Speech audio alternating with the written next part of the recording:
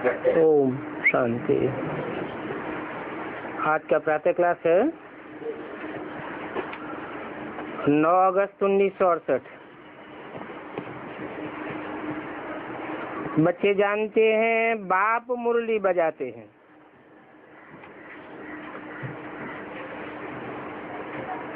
जो मुरली सभी के पास जाती है और जो मुरली पढ़ करके सर्विस करते हैं उन्हों का समाचार मैगजीन में आता है।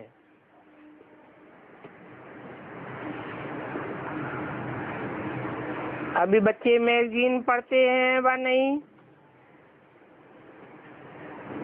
अगर पढ़ेंगे तो सेंटर्स के सर्विस समाचार मालूम पड़ेगा। फलानी फलानी जगह ऐसी ऐसी सर्विस हो रही है। जो पढ़ेंगे ही नहीं उन्हों को कुछ भी समाचार का मालूम नहीं पड़ेगा।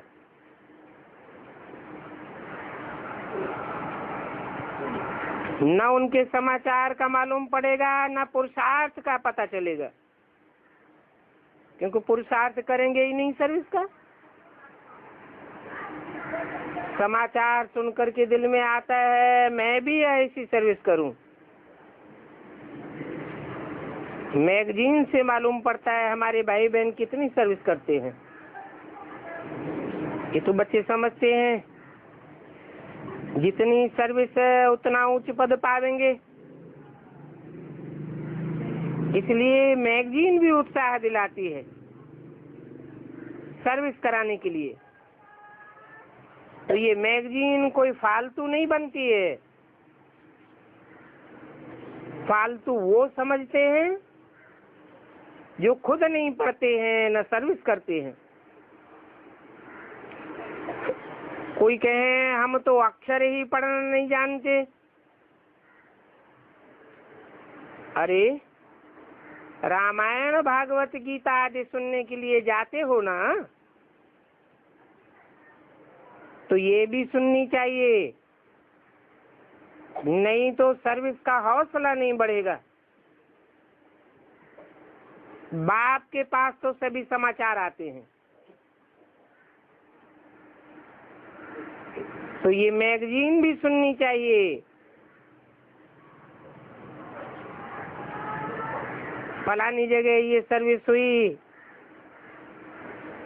अगर शौक हो तो किसको भी कहे पढ़ करके सुनाए।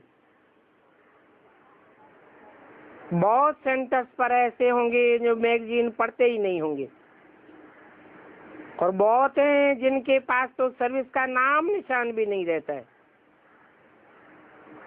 तो पद भी ऐसा ही पावेंगे जैसे कि सेवा की कोई कदर ही नहीं। ये तो समझते हो कि राजधानी स्थापन हो रही है, उसमें जो जितनी मेहनत करते हैं ऐसा ही पद पाते हैं। पढ़ाई में भी अटेंशन नहीं देंगे तो फेल हो जाएंगे। बाप समझाते हैं ऐसे नहीं कहेंगे कि रामचंद्र फेल हुआ, नहीं, कोई बच्चे फेल हुए जो पढ़ करके रामचंद्र बनते हैं।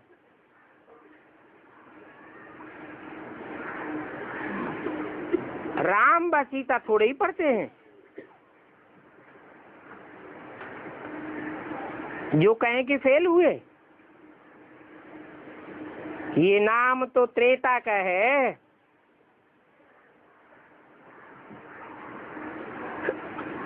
संगम युग में तो कुछ नाम और ही होगा। तो ये भी समझने की बात है। कोई सुने रामचंद्र फेल हुआ तो कहेंगे कहाँ पढ़ते थे?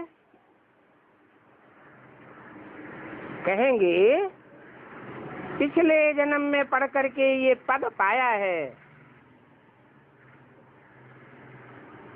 कौन सा पिछला जन्म?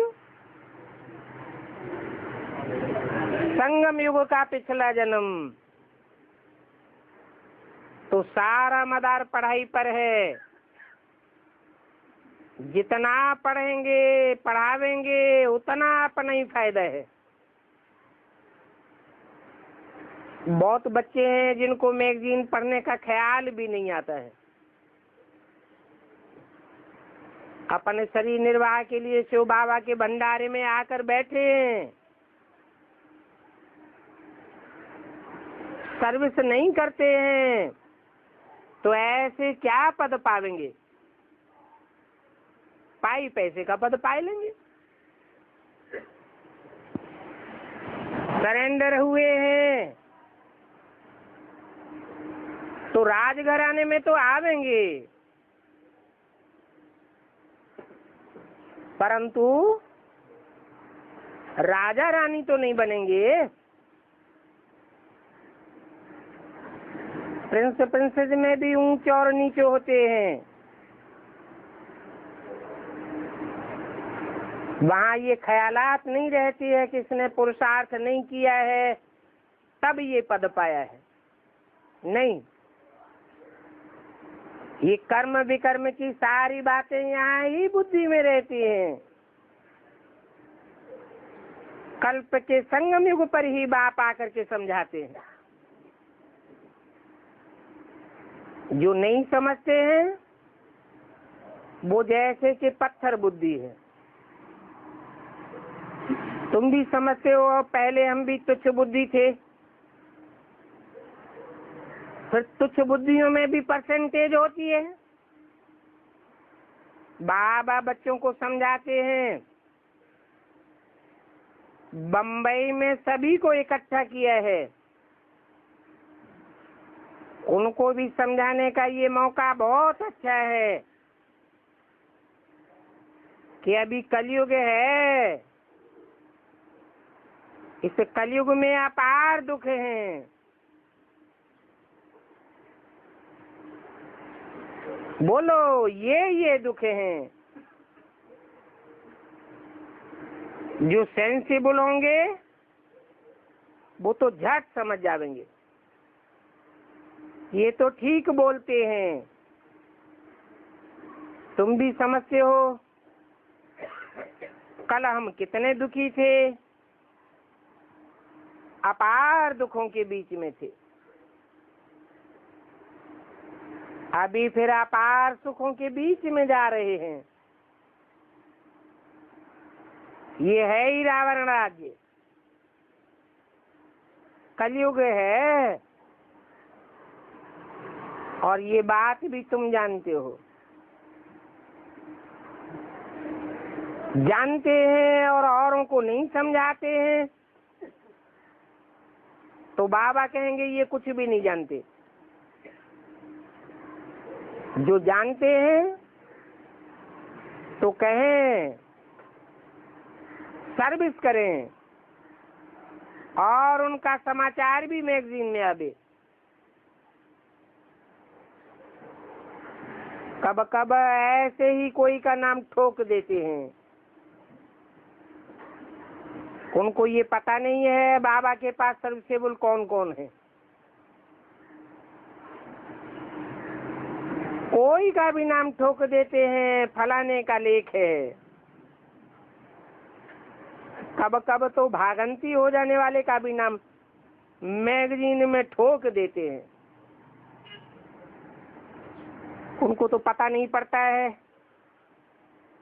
ये भागंती हो गया है या भागंती होने वाला है, माया खा जाती है। बाबा के पास तो ये सभी समाचार आते रहते हैं। दिन प्रतिदिन बहुत सहज पॉइंट भी सुनाते रहते हैं। वो लोग तो समझते हैं कलयुग अर्जुन बच्चा है, जब संगम युग समझे तब भेंट कर सके कि सतयुग और कलयुग में क्या अंतर है। कलयुग में अपार दुख है और सतयुग में अपार सुख है। बोलो, ये अपार सुख और अपार दुखों का संगम है। अपार सुख बच्चों को बाप दे रहे हैं, उसको कहते हैं अतीन्द्रिय सुख, जिस सुखों का कोई वर्णन नहीं कर सकता और हम वर्णन कर रहे हैं। ऐसी बातें कोई समझा ही नहीं सकता कि बाप से प्रैक्टिकल जीवन में कौन से अपार सुख मिलते हैं। सतयुग आदि में फर्स्ट नारायण को अपार सुख मिलते हैं या पुरुषोत्तम स्वर्णिम संगम युग में अपार सुख मिलते हैं। कहेंगे संगम युग में बाप आते हैं। जब बाप आते हैं तो बच्चों को अपार सुख देते हैं। उन सुखों में इंद्रियों की वासना का नाम निशान भी नहीं रहता। इसकी निशानी क्या है? चित्रों में समझानी क्या है? लक्ष्मी नारायण के चित्र में ये समझानी है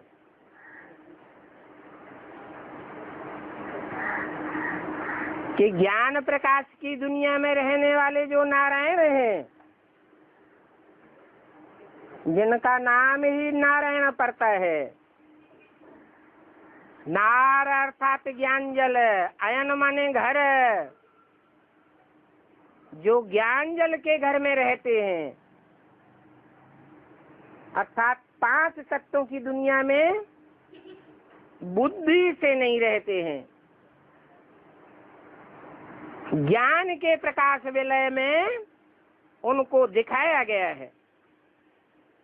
नहीं तो चित्रकार कैसे चित्रण करे? ऐसे लक्ष्मी नारायण जो डायरेक्ट इसी जन्म में नर से नारायण बनते हैं, वो अपार सुखों की दुनिया में रहते हैं। उनका इंद्रियों का सुख नहीं है। इंद्रियों के सुख से नई सृष्टि के पहले पत्ते का जन्म नहीं होता है।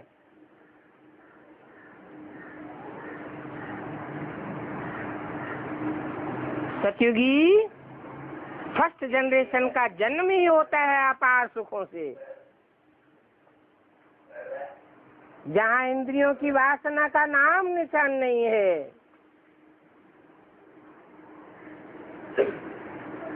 वाइब्रेशन की स्वच्छ सुलभता है।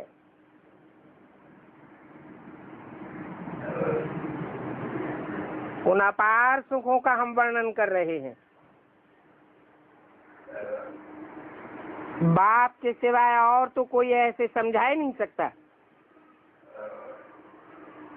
तुम भी बाप से नई नई बातें सुनते हो।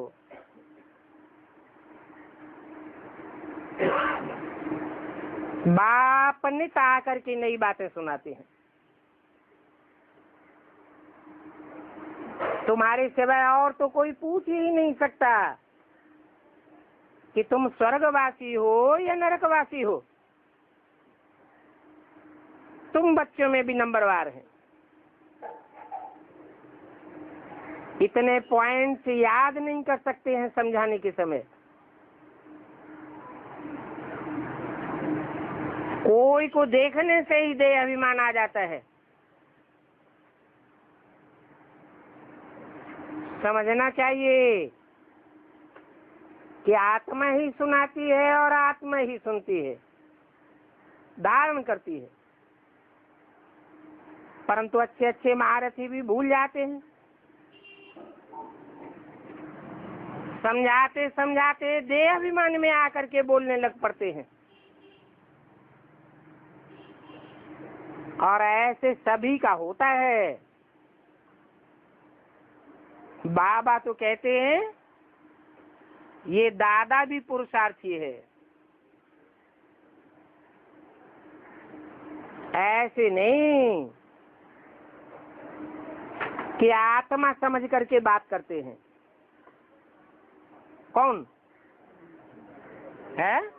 दादा आत्मा समझ करके बात नहीं करते, तो क्या समझ करके बात करते हैं? हैं? देहभान रहता है मेरे में। कौन है? शिव बाप है जो निराकार है। वो बिंदु बिंदु आत्माओं का बाप है और मैं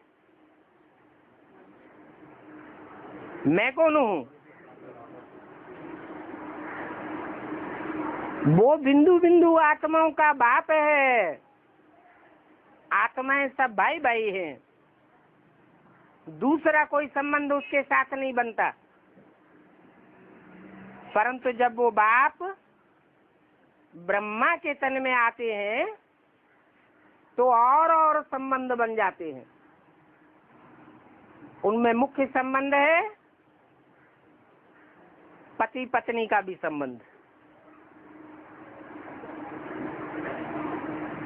शिव बाप मेरे द्वारा गीता पति भगवान बनते हैं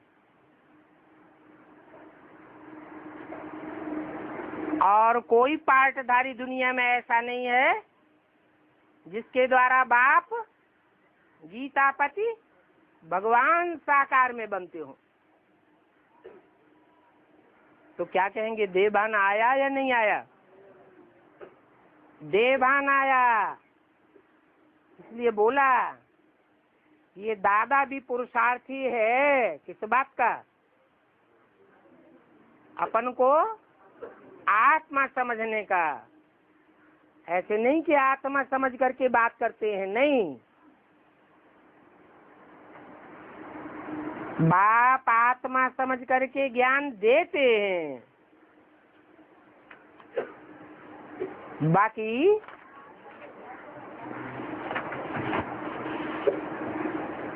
जो भी बच्चे हैं वो सब भाई भाई हैं और वो पुरुषार्थ कर रहे हैं।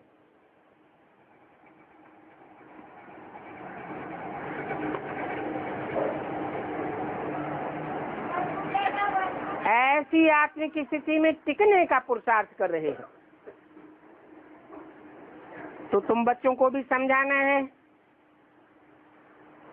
कि कलयुग में अभी अपार दुख है।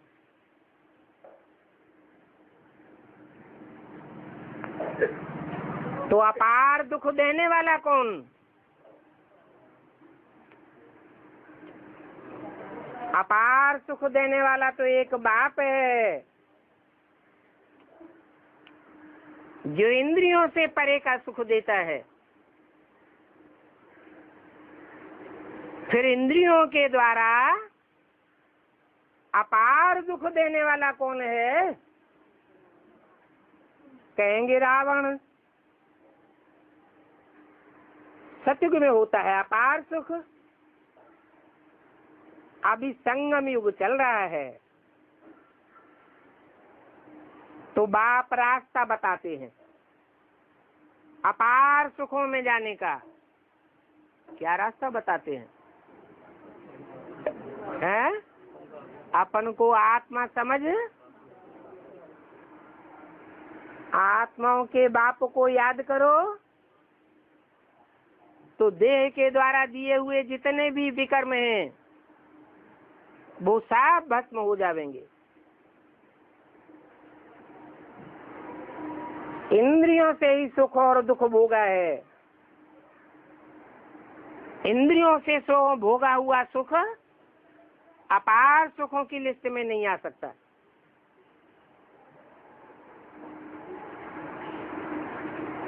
ऐसे नहीं कि बाप सुख देते हैं। हाँ? कौन सा बाप सुख दुख नहीं देते हैं? हैं? कौन सा बाप है जो न सुख देता है न दुख देता है? कौन सा है? शिव बाप न सुख देते हैं न दुख देते हैं, फिर काहे के लिए आते हैं? हैं? रास्ता बताने के लिए आते हैं। रावण भी दुख नहीं देते हैं, फिर कौन दुख देता है? रावण दुख नहीं देते हैं, दुख का रास्ता बताते हैं। बाप न दुख देते हैं न सुख देते हैं, वो भी रास्ता बताते हैं। फिर जो जितना पुरुषार्थ करेंगे उतना सुख मिलेगा। सुख देते नहीं है। कहेंगे कि बाप की श्रीमत पर चलने से सुख पाते हैं, तो बाप सिर्फ रास्ता बताते हैं। रावण से दुख का रास्ता मिलता है। क्या ये रावण कौन है जिससे दुख का रास्ता मिलता है? अरे कोई है या नहीं है? है? पूछते हैं मुरली में, रावण कौन? जरूर कहेंगे ये गुरु लोग, परंतु गुरुओं में भी अव्वल नंबर कौन? अगर बाप दुख देता हो तो सभी को फिर एक जैसा वर्षा मिलना चाहिए। सुख का वर्षा भी एक जैसा मिलना चाहिए, दुख का भी वर्षा एक जैसा मिलना चाहिए। जैसे लौकिक बाप भी बच्चों को वर्षा बांटते हैं, यहाँ तो जैसा पुरुषार्थ करेंगे वैसा वर्षा मिलेगा। तो बाप रास्ता बहुत सहज बताते हैं, ऐसे ऐसे करेंगे तो इतना ऊंच पद पावेंगे। बच्चों को पुरुषार्थ करना होता है कि हम सबसे ज्यादा ऊंचे पद पावे। इसके लिए पढ़ना है। ऐसे नहीं सोचना है कि ये भले ऊंचे पद पावे, मैं तो बैठा रहूंगा। नहीं, पुरुषार्थ फर्स्ट। ड्रामानुसार बच्चों से पुरुषार्थ होता जरूर है। कोई तेज पुरुषार्थ करते हैं, कोई डल पुरुषार्थ करते हैं, सारा पुरुषार्थ पर मदार है। बाप ने तो रास्ता बताया कि मुझे याद करने का पुरुषार्थ करो। जितना याद करेंगे उतने विक्रम विनाश होंगे। ड्रामा पर नहीं छोड़ देना है। ये तो समझ की बात है। वर्ल्ड की हिस्ट्री जोग्राफी रिपीट होती है, तो जरूर जो पार्ट पहले बजाया है वो ही बजाना पड़ेगा। सभी धर्म फिर से अपने समय पर आवेंगे। समझो, क्रिश्चियन सभी 100 करोड़ हैं।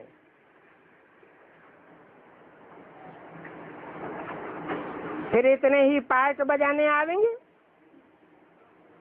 कब? है 100 करोड़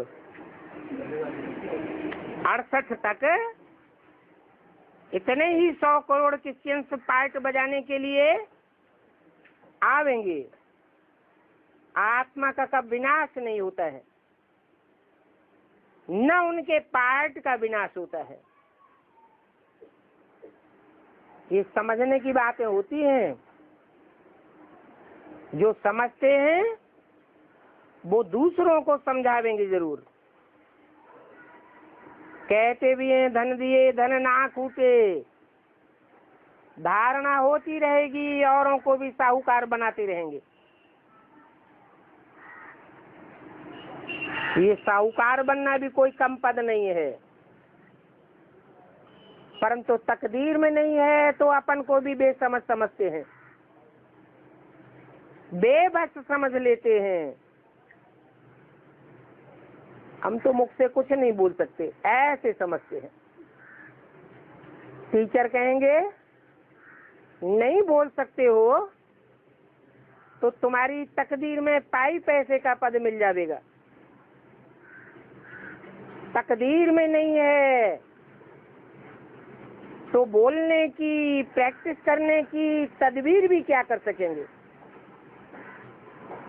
ये बेहद की पाठशाला है। हर एक टीचर की सब्जेक्ट अपनी अपनी होती है।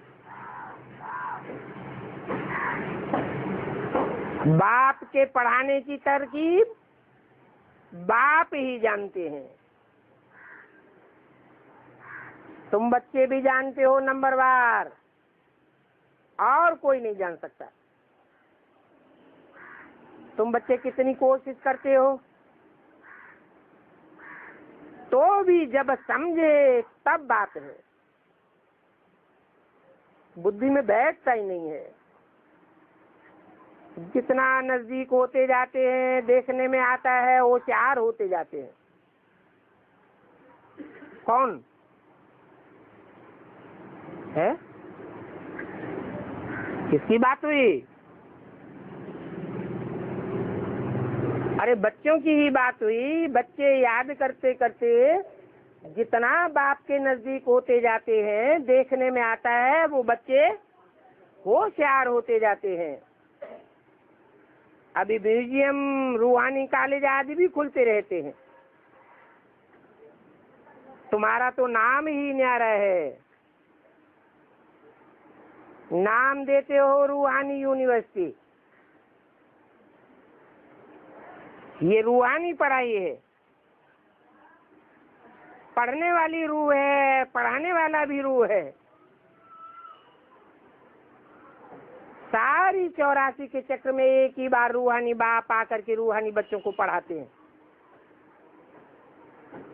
ड्रामा तुम देखेंगे फिर 3 घंटे के बाद रिपीट होगा। तो ये भी 5000 वर्ष का चक्र है जो हूबहू रिपीट होता रहता है। ये बात सिर्फ तुम बच्चे ही जानते हो। वो लोग भक्ति में शास्त्रों को ही राइट समझाते हैं। तुमको तो कोई भी शास्त्र नहीं रेफर करने। बाबा बैठ समझाते हैं। बाप कोई शास्त्र पढ़ा है क्या?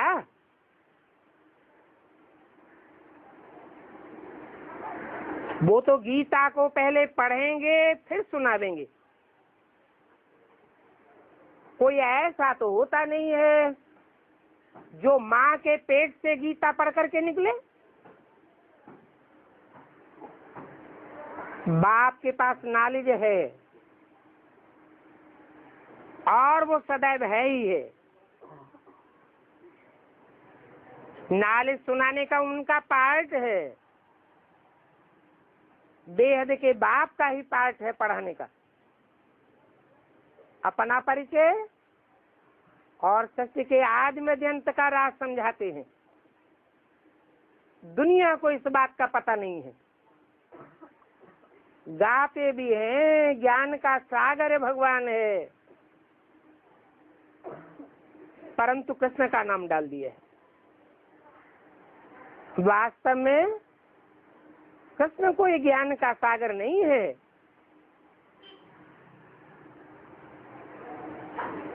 बेहद के बाप को ही ज्ञान का सागर कहा जाता है। कृष्ण तो मनुष्य है।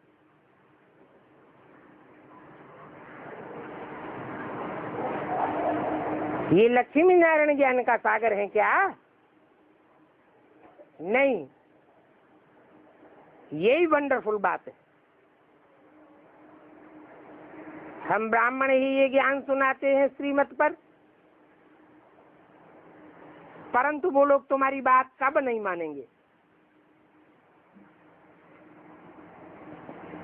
तुम कितना भी समझाते हो, इस हिसाब से हम सभी प्रजापिता ब्रह्मा की संतान ठहरे।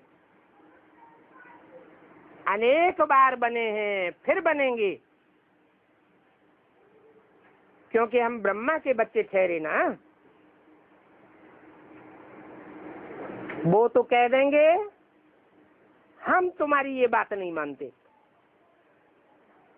कि तुम प्रजापिता ब्रह्मा की संतान हो। जब समझ में आवेगा तब मानेंगे। तुम जानते हो, कल्प कल्प हम प्रजापिता ब्रह्मा की संतान एडाप्टेड बच्चे बनते हैं। जो समझाते हैं वो निश्चय बुद्धि भी हो जाते हैं। ब्राह्मण बनने बगैर देवता कैसे बनेंगे? समझानी हरेक की बुद्धि पर है। स्कूलों में भी ऐसे होता है, कोई तो स्कॉलरशिप ले लेते हैं, कोई फेल हो पड़ते हैं, फिर नए सिरे पढ़ना पड़े। बाप कहते हैं अगर विकार में गिरे तो की कमाई चट हो जाएगी। फिर रिजल्ट क्या होगा? ज्ञान बुद्धि में बैठेगा ही नहीं और अंदर अंदर खाता रहेगा। तुम समझते हो इस जन्म में जो पाप किए हैं, उन पापों का तो सभी को पता रहता है। बाकी पिछले जन्म में क्या क्या किया है वो याद नहीं आता है। पाप तो जरूर किए हैं। हम जानते हैं सबसे जास्ती पाप आत्मा हम बने हैं। जो पुण्य आत्माएं थे, देव आत्माएं थे, वो ही फिर पाप आत्मा बने हैं। 9, 8 और 7 वाणी का 3रा पेज। बाकी पाप आत्मा और पुण्य आत्मा कैसे बने हैं वो बाप बैठ समझाते हैं।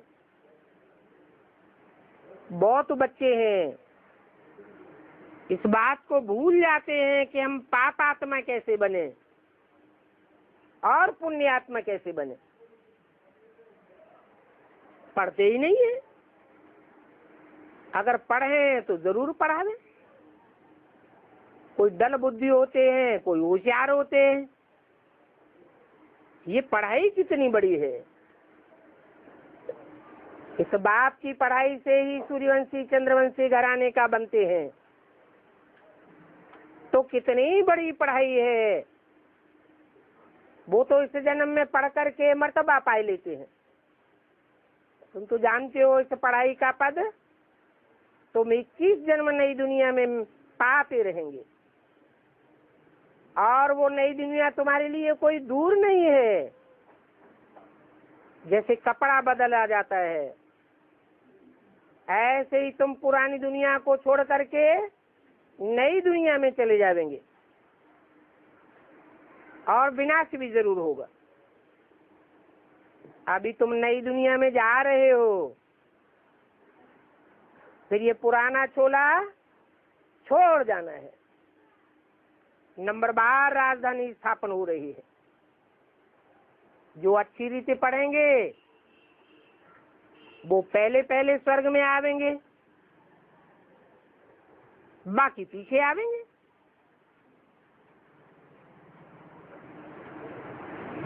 सब कोई स्वर्ग में थोड़े ही आ सकेंगे।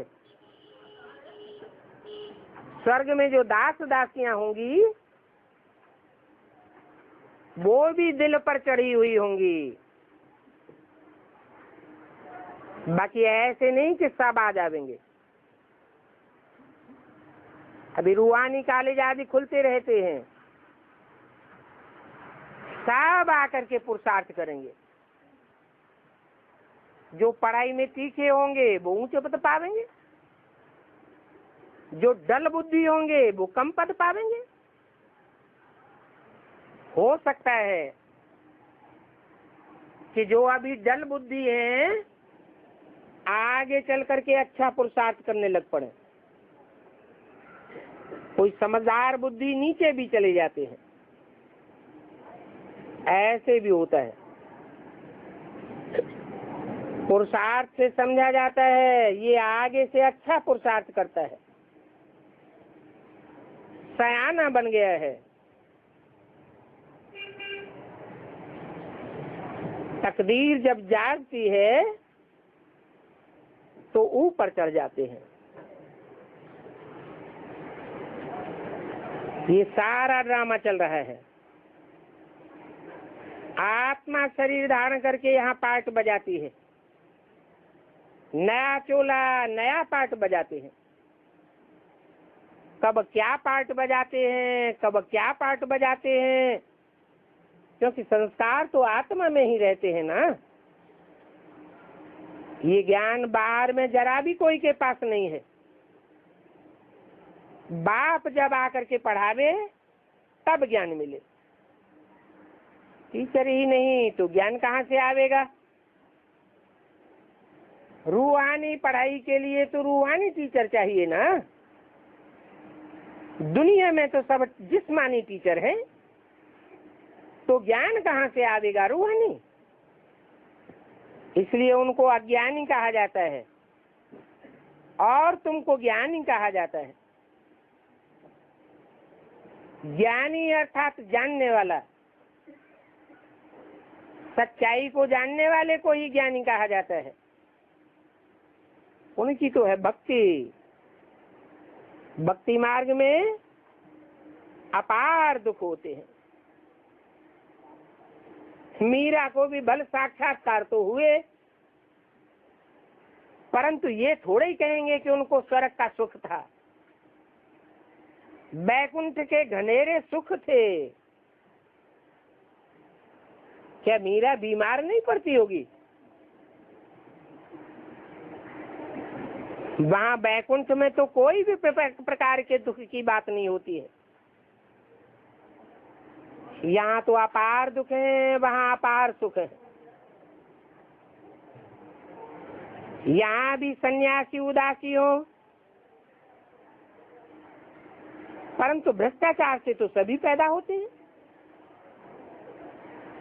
और सभी दुखी होते हैं। यहाँ कैसे सन्यासी उदासी हो है? और वो सन्यासी उदासी जो यहाँ के होंगे ब्राह्मणों की दुनिया के, वो भ्रष्टाचार से कैसे पैदा होंगे? कैसे भ्रष्टाचार से पैदा होते हैं? अरे कोई कुखवंशावली है, कोई मुखवंशावली है। जो मुखवंशावली है उनको कहेंगे श्रेष्ठाचारी, और जो कुखवंशावली है उनको कहेंगे भ्रष्टाचारी। तो सभी दुखी होते हैं। भ्रष्ट आचरण करते हैं तो दुखी जरूर होते हैं। रावण राज्य है ना, ये बीमारी आदि तो सभी को होती है। राजाओं को भी तो दुख होता है ना, नाम ही है दुखधाम और वो दुनिया है सुखधाम। सुखधाम में दुख का नाम निशान नहीं हो सकता। सुखधाम स्वर्ग को, दुखधाम नरक को कहा जाता है। संपूर्ण दुख और संपूर्ण सुख का ये खेल है, और ये संपूर्ण दुख संपूर्ण सुख संगम युग में होता है।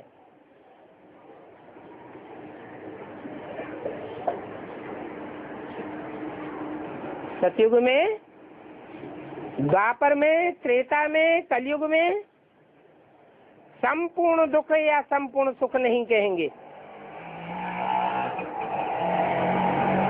हाँ, कहेंगे सतयुग आदि में है संपूर्ण सुख और कलयुग अंत में है संपूर्ण दुख। दुख की जो भी वैरायटी है वो सभी अभिवृद्धि को पाती रहती है।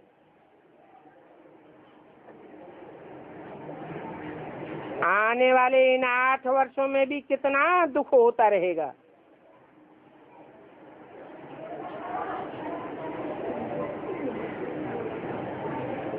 अथाह दुख के पहाड़ गिरेंगे। किनके ऊपर? कहाँ की बात बताई? ब्राह्मणों की संगमी की दुनिया में ये वाणी जब पढ़ी जा रही थी, उसके 8 वर्ष के बाद सन 76 में ब्राह्मणों की दुनिया में ही ऐसे ढेर के ढेर थे जिन्होंने जब ये नई सच्चाई की बात सुनी तो उनके दिल में अपार दुखों का पहाड़ गिर गया। परंतु वह लोग बोलने का टाइम ही नहीं देते हैं, समझने का टाइम देते ही नहीं हैं। अभी टाइम तो बहुत थोड़ा है। अगर 2 मिनट 1 मिनट भी देवे तो भी उनको समझाओ कि कैसे सतयुग आदि में अपार सुख था और कलयुग अंत में कैसे अपार दुख होते हैं। अपार सुख बाप ही देते हैं। कौन से युग में? स्वर्णिम संगम युग में अपार सुख बाप ही देते हैं। रावण से अपार दुख मिलता है।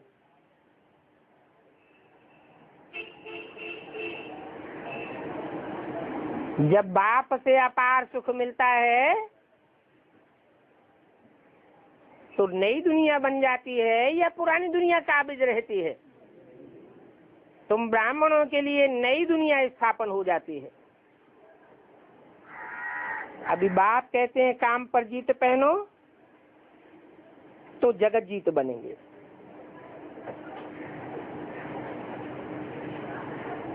बाप ये भी कहते हैं इस ज्ञान का विनाश नहीं होता है।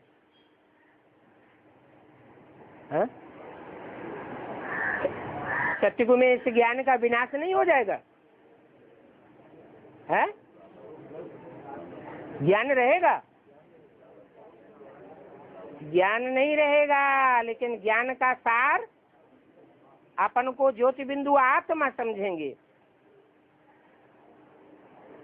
अगर यहाँ थोड़ा भी सुना तो नई दुनिया में जरूर आ जाएगा। किसी से सुना? बाप से आकर के थोड़ा भी सुना तो सतयुग में जरूर आ जाएगा। प्रजा तो बहुत बननी है।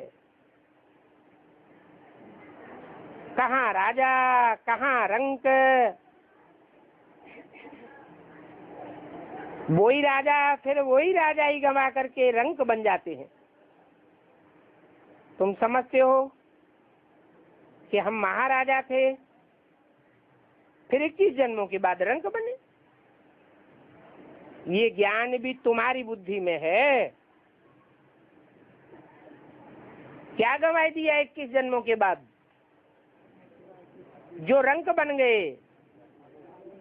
आत्मिक स्थिति का जो ज्ञान हमें बाप से मिला था वो ज्ञान उड़ गया।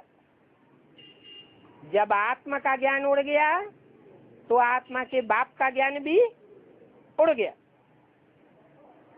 ये ज्ञान अभी तुम्हारी बुद्धि में है और हर एक की बुद्धि अपनी अपनी है। इस बुद्धि के अनुसार समझ करके फिर और समझाते हैं औरों को। जो समझाते हैं वो अच्छा पद पाए लेते हैं। वो तो कॉमन स्कूल होते हैं। ये तो मोस्ट अनकॉमन स्कूल है, क्योंकि भगवान आकर के पढ़ाते हैं। श्री कृष्ण तो फिर भी दैवी गुणों वाला मनुष्य ठहरा। मनुष्य ठहरा।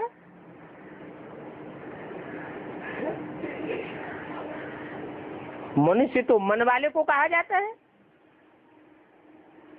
कहाँ की बात है? संगम युग में कृष्ण कहो, ब्रह्मा कहो, देवता है या मनुष्य है? मनुष्य आत्मा है। बाप कहते हैं मैं दैवी गुणों और आसुरी गुणों दोनों से न्यारा हूँ। न मैं देवता हूँ और न मैं मनुष्य हूँ, न असुर हूँ। मैं तो तुम्हारा बाप हूँ। अरे तुम्हारा माने किसका?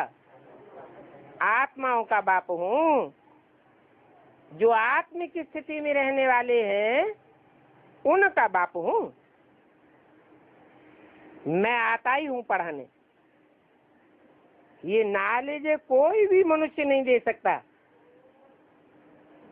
रूहानी नॉलेज रूहानी बाप ही देते हैं। गीता का ज्ञान कोई मनुष्य अथवा देवता दे नहीं सकता है। देवता क्या देगा? देव आत्मा होगा तो ज्ञान देगा या धारणा की बातें सुनाएगा? ब्रह्मा की सोल गुलजार दादी में आकर क्या सुनाती है? ज्ञान नहीं सुना सकती, वो तो धारणा की बातें सुनाती है। कहते हैं विष्णु देवताय नमः, तो बताना चाहिए कृष्ण कौन हुआ? देवता हुआ ना। कृष्ण ही विष्णु है, ये बात कोई जानते थोड़े ही है। तुम्हारे में भी बहुत हैं जो भूल जाते हैं। भूल जाते हैं तो कोई को समझा ही नहीं सकते। जो भी देहधारी है, देह में जिनकी बुद्धि धरी हुई है, वो रूहानी नॉलेज कभी नहीं दे सकते। ये बातें सभी नंबरवार जानते हैं। अगर समझते हो तो औरों को भी समझावे। सर्विस करके बहुतों को ले आवे, तब समझेंगे कि इन्होंने सर्विस की। क्या ऐसे नहीं कि कोई सर्विस करके आ गए और निकला कोई नहीं, बाप के पास तक कोई नहीं पहुंचा, तो कहेंगे सर्विसेबल है? सर्विसेबल नहीं कहेंगे।